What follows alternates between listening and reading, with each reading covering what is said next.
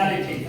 तो प्रश्न क्या था अपना कि 10 सेंटीमीटर त्रिज्या वाले वृत्त में एक जीवा AB है जो केंद्र पर 90 डिग्री का कोण बनाए।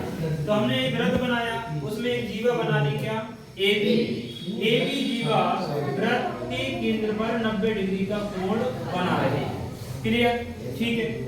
O से लेके A तक की दूरी त्रिज्या है, O से लेके B तक की दूरी क्या है? त्रिज्या। इसलिए इसको भी 10 लिखा हमने, इसको भी 10 लिखा। ठीक है। ये कोण बन गया कितने का? 90 डिग्री का। हमें दो क्षेत्रफल चाहिए, एक तो चाहिए क्या? संगत लघु वृत्तखंड का क्षेत्रफल और एक संगत दीर्घ त्रिज्या खंड का क्षेत्रफल। संगत लघु वृत्तखंड का क्षेत्रफल कौन सा होगा? देखो ये OAB त्रिभुज बन रहा है, दूसरा OAB अगर यहां से लेके जाते हैं त्रिज्या खंड बन रहा है। तो ये पूरे त्रिज्या खंड में से त्रिभुज OAB का क्षेत्रफल घटा देंगे तो काय का जाएगा? संगत लघु वृत्तखंड का क्षेत्रफल आ जाएगा। क्लियर? बेटा समझते नहीं, चलना नहीं। हाँ सारे सी मैं देख रहा हूँ। ठीक है। क्लियर? अब हमें इस त्रिभुज का क्षेत्रफल चाहिए। देखो ये कोण बन रहा है 90 डिग्री का, 90 डिग्री का कोण बन रहा है, तो इनमें से लंब और आधार कैसे हो गए? बराबर बराबर हो गए, क्योंकि ये लंब और ये आधार 90 के सामने की भुजा क्या होती है? कर्ण कहलाती है। 90 के सामने की भुजा क्या कहलाती है? कर्ण। अब आप देखो हमें कर्ण चाहिए, माने इसकी ऊंचाई चाहिए कुल मिलाकर। त्रिभुज की क्या चाहिए? ऊंचाई चाहिए। ठीक है। देखो पहले हम संगत लघु वृत्तखंड का क्षेत्रफल निकालेंगे। संगत लघु वृत्तखंड के क्षेत्रफल के लिए पहला पार्ट सॉल्व कर रहे हैं। ठीक है। अब सुनना, अब हम निकालेंगे संगत लघु वृत्तखंड का क्षेत्रफल बराबर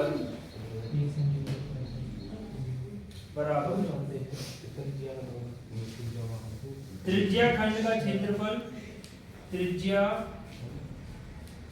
खंड का क्षेत्रफल लघु त्रिज्या खंड, क्योंकि दो बनना है उसमें, बड़े वाले में नहीं, लघु त्रिज्या खंड में से त्रिभुज लघु त्रिज्या खंड का क्षेत्रफल माइनस त्रिभुज AOB का क्षेत्रफल। ठीक है। थीटा बटे 360 यानी थीटा का मान रखा हमने 90 बटे 360 गुणा पाई आर स्क्वायर यानी कि 3.14 या 1/4 गुणा स्क्वायर आर स्क्वायर यानी 10 का स्क्वायर माइनस 1 बटे 2 आधार भी 10 है और ऊंचाई भी कितनी है? 10। तो ये हो जाएगा 90 जो कि 360 1/4 3.14 10 का वर्ग कर लो 100 माइनस यहाँ देखो 2 से कट जाएगा 5 बार कितना आ गया? 50। तो ये 100 का गुणा करेंगे कितना आएगा? 314/4 माइनस 50। 4 से डिवाइड करो कितनी बार जाएगा? 4 7 28 बचेगा कितना? 3 14 हो जाएगा 4 7 28 बचेगा कितना? 3 यहाँ कितना हो जाएगा? 34 4 8 32 4 5 78 कितना आ गया? 5 माइनस का 50 घटा देंगे तो कितना आएगा? 28.5। ये आंसर। क्लियर? ये तो आ गया किसका? संगत लघु वृत्तखंड का क्षेत्रफल। ठीक। अब हमें एक और चाहिए संगत दीर्घ त्रिज्या खंड का क्षेत्रफल। संगत दीर्घ त्रिज्या खंड का क्षेत्रफल जब निकालेंगे तो देखना लघु त्रिज्या खंड का कोण कितना होगा? 90 डिग्री। दीर्घ त्रिज्या खंड का कोण क्या बनेगा? 360 माइनस 90 360 पूरा बनता है। कितना कोण चाहिए? यहाँ से यहाँ तक 360 माइनस 90 कितना बचेगा? 270। क्लियर? 270 बचा। तो हम यहाँ लिखेंगे दीर्घ त्रिज्या खंड का क्षेत्रफल। दीर्घ त्रिज्या खंड का क्षेत्रफल बराबर। ठीक है। दीर्घ त्रिज्या खंड का क्षेत्रफल हम निकालेंगे क्या आ जाएगा? थीटा बटे 360 यानी थीटा का मान कितना रखा जाएगा? 270 बटे 360 पाई यानी 3.14 आर स्क्वायर यानी 10 गुणा 10। क्लियर हो रहा है बेटा? 0 से कट 9 से 27 3 बार, 9 से 36 4 बार।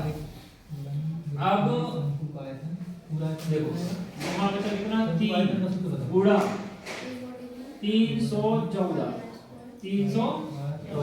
बटे में कितना आ गया 4। देखो 10 गुणा 10 100 100 का गुणा 3.14 में करेंगे कितना जाएगा 314 दशमलव बढ़ जाएगा। अब 4 का भाग अभी अपन ने 314 में दिया था कितना आया 78.5।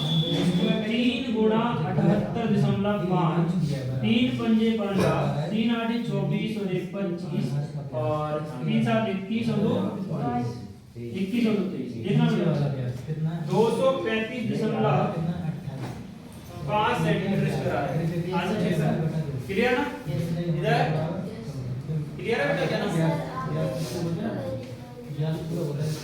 अच्छा फॉर्मूला नहीं लिखा है डायरेक्ट, चलो ठीक है आप लिख देना उससे कोई दिक्कत नहीं, यहाँ लिख देना कि भाई फॉर्मूला होता है थीटा बटा 360 गुणा पाई आर स्क्वायर माइनस त्रिभुज AOB का क्षेत्रफल। एक यहाँ लिख देना, इसके लिए भी आप क्या लिख देना थीटा बटे 360 गुणा पाई आर स्क्वायर। क्लियर चलिए नोट